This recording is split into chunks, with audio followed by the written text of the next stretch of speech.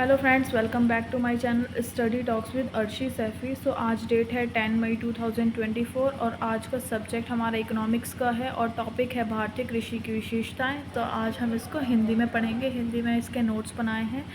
So guys, अगर जो भी लोग हमारे चैनल पर नहीं आए हैं तो प्लीज़ पहले मेरे चैनल को सब्सक्राइब कर लीजिए और इस वीडियो को पूरा एंड तक देखिएगा। काफ़ी हेल्पफुल वीडियो होने वाली है। तो ऐसे ही स्टडी अपडेट्स के लिए हमारे चैनल को सब्सक्राइब करें, हमारे साथ कनेक्टेड रहिए। और अगर आपको कोई भी सब्जेक्ट से रिलेटेड कुछ भी क्वेरी है, कुछ भी टॉपिक से रिलेटेड समझ नहीं आता तो आप मुझे कमेंट करके बता सकते हैं। मैं आपको हेल्प करूँगी पूरी, ठीक है ना। और जिन लोगों ने मेरे चैनल को सब्सक्राइब किया है उसके लिए बहुत बहुत थैंक्स है। तो आइए हम स्टार्ट करते हैं। हमारा टॉपिक है आज का भारतीय कृषि की विशेषताएं। इसको मैंने 8 पॉइंट के थ्रू समझाया, बहुत ही इजी एंड सिंपल नोट्स बनाकर। तो आप इस वीडियो को एंड तक देखिएगा। आइए स्टार्ट करते हैं। तो फर्स्ट है निम्न उत्पादकता। हमारे जो निम्न उत्पादकता इसका टॉपिक है और इसको हम एक्सप्लेन करेंगे। विश्व के विकसित देशों की तुलना में भारत की नई कृषि उत्पादकता अत्यधिक निम्न है। विकसित देशों मतलब बाकी जो दूसरे विश्व के दूसरे देश जो हैं उनकी तुलना में भारत में कृषि की उत्पादकता बहुत ज़्यादा निम्न है।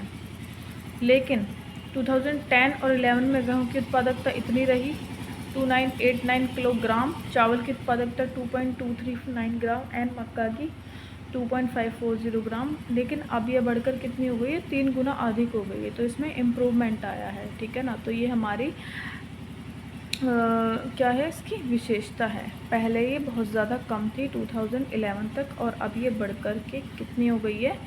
3 गुना अधिक हो गई है। छिपी हुई बेरोज़गारी, इसमें फिर छिपी हुई बेरोज़गारी पाई जाती है हमारे कृषि क्षेत्र में।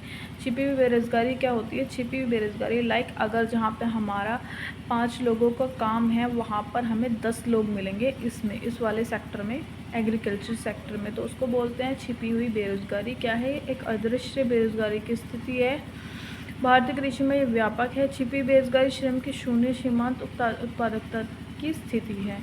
तो ये छिपी बेरोज़गारी क्या है कि शून्य सीमांत उत्पादकता, इससे जो शून्य सीमांत उत्पादकता है वो बढ़ती है इसके कारण से, ठीक है ना। वर्षा पर निर्भरता, भारत में कृषि काफ़ी हद तक वर्षा पर निर्भर करता है, इसलिए भारत में कृषि अनिश्चित है। अधिक अच्छी वर्षा होती है तो अच्छा उत्पादक होता है, ख़राब होती है तो ख़राब उत्पादन होता है। ये क्या होता है? वर्षा पर निर्भरता। हमारी जो इंडियन एग्रीकल्चर किस चीज़ पर डिपेंड करता है? हमारा सारा डिपेंड करता है रेन पे, ठीक है ना। 4th पॉइंट है जीवन निर्वाह के लिए कृषि। भारत में कृषि अभी भी अधिकतर जीवन निर्वाह के लिए की जाती है। इसका अर्थ है कि कृषि का मुख्य उद्देश्य परिवार के लिए जीवन निर्वाह की सुनिश्चित करना है, ना कि लाभ कमाना है। तो ये अभी भी जीवन निर्वाह का एक साधन है, क्योंकि कृषि में अभी भी जो भी लोग लगे हुए हैं वो किस लिए कर रहे हैं? वो लाभ कमाने के लिए नहीं, अपने जीवन को चलाने के लिए। लाइक अगर वो काम करते हैं तो उनको उसका जो भी वो फसल उगाते हैं लाइक गेहूँ, चावल वगैरह, वो उनको उसमें मिल जाता है और थोड़ा बहुत पैसे मिल जाते हैं, ठीक है ना। यही उनका जीवन निर्वाह का साधन है। अब है 5th पॉइंट पारंपरिक आगते। भारत में अधिकांश कृषि पारंपरिक आगते जैसे खाद के रूप में गोबर का पर निर्भर करता है। आधुनिक आगते जैसे रासायनिक खाद, कीटनाशक आदि का न्यायपूर्ण प्रयोग नहीं किया जाता है। इस प्रकार घर में कृषक गरीब हैं। हमारी जो कृषि किस चीज़ पर डिपेंड करती है? गोबर पर।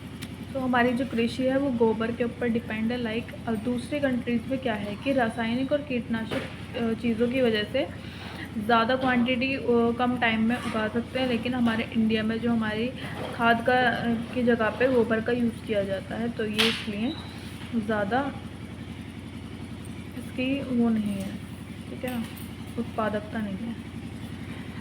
6th पॉइंट जोतों का छोटा आकार अथवा कृषि द्वारा खेती की जाने वाली भूमि भारतीय कृषि का एक विशिष्ट विशेषता है। 7th पॉइंट है पिछड़ी तकनीक। हमारे इंडिया में पिछड़ी तकनीक है, लाइक पुराने ज़माने मतलब पुरानी टेक्निक्स की से हमारे जो कृषि की जाती है इसकी वजह से उत्पादकता भी कम है। भारत में जोतों का एक बड़ा हिस्सा छोटे होने तथा ज़्यादातर कृषि के गरीब होने का कारण है पिछड़ी तकनीक का प्रयोग किया जाना। कटु कृषि संबंध, कृषि को द्वारा किए जाने वाला ज़्यादातर क्षेत्र भूमि स्वामी द्वारा कृषक स्वयं नहीं होते और इसका उत्पादक का बड़ा हिस्सा भूस्वामी के हिस्से में चला जाता है। मतलब जो छोटे छोटे कृषि होते हैं वो बड़े ज़मींदारों की ज़मीन पर खेती करते हैं, और जब खेती मतलब अनाज वगैरह उग जाता है तो जो ज़मींदार होते हैं वो उनको ज़्यादा क्वांटिटी अपने पास रख लेते हैं और उनको कम उत्पादन देते हैं, तो इससे वो गरीब रह जाते हैं और वो अमीर हो जाते हैं। ठीक है ना। तो ये इसका लास्ट पॉइंट है। तो फ्रेंड्स यही है मेरी आज की वीडियो। अगर आपको समझ में आई है, इससे थोड़ी सी हेल्प मिली है, तो इस वीडियो को लाइक करें, मेरे चैनल को सब्सक्राइब करें, और अगर आपको इस वीडियो का नोट्स चाहिए तो आप मुझे कमेंट करके बताएं। इसके नोट्स का चार्जेस है 500 रुपीज़। और अगर आपको किसी भी सब्जेक्ट या किसी भी विषय से कुछ भी संबंधित आपको कुछ भी क्वेरी है, कुछ भी नोट्स चाहिए, तो आप मुझे कमेंट करके बता सकते हैं। मैं आपको उस पर वीडियो बनाकर नोट्स बनाकर भेज दूँगी, और आपको नोट्स चाहिए तो मैं आपको व्हाट्सएप कर दूँगी। आप मुझे कमेंट में आप जो भी आपकी प्रॉब्लम है वो मुझे बता सकते हैं। तो फ्रेंड्स, आपने जो वीडियो देखी उसके लिए बहुत बहुत धन्यवाद, और मेरे चैनल को सब्सक्राइब करें। Thank you.